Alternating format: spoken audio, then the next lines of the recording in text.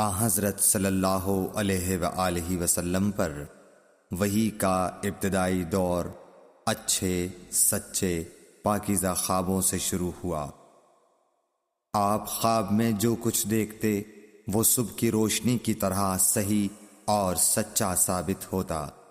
پھر من جانب قدرت آپ تنہائی پسند ہو گئے اور آپ نے غار حرا میں خلوت نشینی اختیار فرمائی اور کئی دن اور رات وہاں مسلسل عبادت اور یاد الہی و ذکر میں مشغول رہنے لگے۔ جب تک گھر آنے کو دل نہ چاہتا توشہ ہمراہ لیے ہوئے وہاں رہتے۔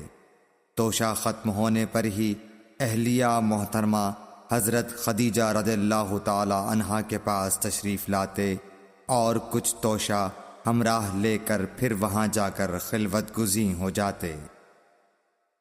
یہی طریقہ جاری رہا یہاں تک کہ آپ پر حق منکشف ہو گیا اور آپ غار حرا ہی میں قیام پذیر تھے کہ اچانک حضرت جبرائیل علیہ السلام آپ کے پاس حاضر ہوئے اور کہنے لگے کہ اے محمد پڑھو۔ آپ فرماتے ہیں کہ میں نے کہا کہ میں پڑھنا نہیں جانتا۔ آپ صلی اللہ علیہ وسلم فرماتے ہیں کہ فرشتے نے مجھے پکڑ کر اتنے زور سے بھینچا کہ میری طاقت جواب دے گئی۔ پھر مجھے چھوڑ کر کہا پڑھو۔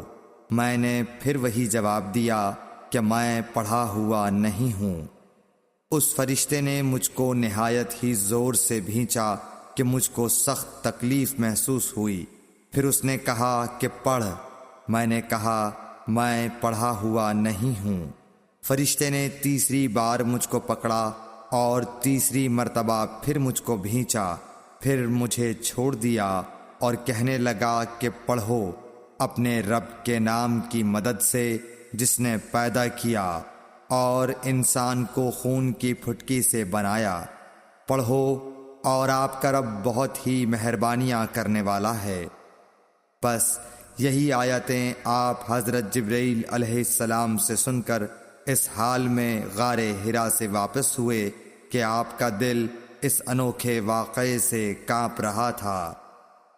آپ حضرت خدیجہ کے ہاں تشریف لائے اور فرمایا کہ مجھے کمبل اوڑھا دو، مجھے کمبل اوڑھا دو۔ لوگوں نے آپ کو کمبل اوڑھا دیا۔ جب آپ کا ڈر جاتا رہا تو آپ نے اپنی زوجہ محترمہ حضرت خدیجہ رضی اللہ تعالی عنہا کو تفصیل کے ساتھ یہ واقعہ سنایا اور فرمانے لگے کہ مجھ کو اب اپنی جان کا خوف ہو گیا ہے۔ آپ کی اہلیہ محترمہ حضرت خدیجہ رضی اللہ تعالی عنہا نے آپ کی ڈھارس بندھائی اور کہا کہ آپ کا خیال صحیح نہیں ہے۔ اللہ کی قسم آپ کو اللہ کبھی رسوا نہیں کرے گا۔ آپ تو اخلاق فاضلہ کے مالک ہیں۔ آپ تو کنبہ پرور ہیں، بے کسوں کا بوجھ اپنے سر پر رکھتے ہیں، مفلسوں کے لیے آپ کماتے ہیں، مہمان نوازی میں آپ بے مثال ہیں اور مشکل وقت میں آپ امر حق کا ساتھ دیتے ہیں۔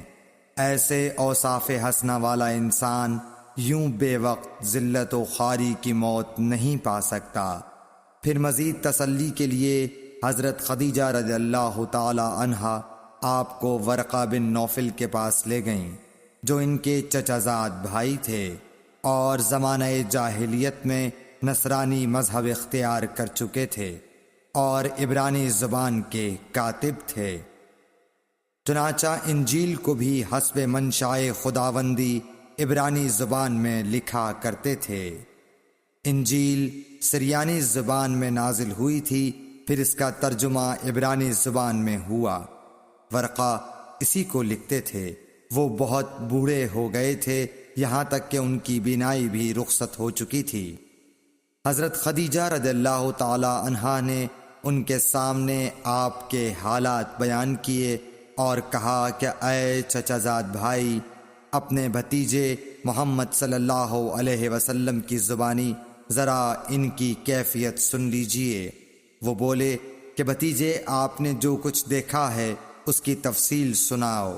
چنانچہ آپ صلی اللہ علیہ وآلہ وسلم نے از اول تا آخر پورا واقعہ سنایا، جسے سن کر ورقہ بے اختیار ہو کر بول اٹھے کہ یہ تو وہی ناموس معزز رازدان فرشتہ ہے جسے اللہ نے حضرت موسیٰ علیہ السلام پر وحی دے کر بھیجا تھا۔ کاش میں آپ کے اس عہد نبوت کے شروع ہونے پر جوان عمر ہوتا، کاش میں اس وقت تک زندہ رہتا جب کہ آپ کی قوم آپ کو اس شہر سے نکال دے گی۔ رسول کریم صلی اللہ علیہ وآلہ وسلم نے یہ سن کر تعجب سے پوچھا کہ کیا وہ لوگ مجھ کو نکال دیں گے، حالانکہ میں تو ان میں صادق و امین و مقبول ہوں؟ ورقہ بولا، ہاں یہ سب کچھ سچ ہے، مگر جو شخص بھی آپ کی طرح امر حق لے کر آیا لوگ اس کے دشمن ہی ہو گئے ہیں۔ اگر مجھے آپ کی نبوت کا وہ زمانہ مل جائے تو میں آپ کی پوری مدد کروں گا، مگر ورقہ کچھ دنوں کے بعد انتقال کر گئے، پھر کچھ عرصے تک وحی کی آمد موقوف رہی۔ صحیح بخاری حدیث نمبر 3۔